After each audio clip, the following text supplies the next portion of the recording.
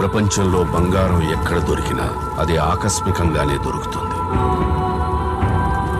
1951 KGF town కి 35 కిలోమీటర్ల దూరంలో రైతులు బావి తవ్వుతుండగా వాళ్లకొక విచిత్రమైన రాయి దొరికింది. దాన్ని ఇన్వెస్టిగేట్ చేయడానికి గవర్నమెంట్ అఫీషియల్స్ వచ్చారు. వాళ్లతో పాటు సూర్యవర్ధను ఉన్నాడు. ఇది చేతివాటం. ఆ రాత్రి 2 సంఘటనలు జరిగాయి. ఆ ప్రాంతం పుట్టింది, అతను పుట్టాడు. బండరాళ్ళు దొరికినంత తేలిగ్గా బంగారం దొరకదు. అయితే సూర్యవర్ధనికి బండరాళ్లన్నీ బంగారు రాసుల్లా దొరికే. అతను అక్కడి నుంచి చిన్న ధూళిని కూడా బయటకు పోనివ్వలేదు. నీకు మహారాజు లాంటి కొడుకు పుట్టాడమ్మా. రాజా,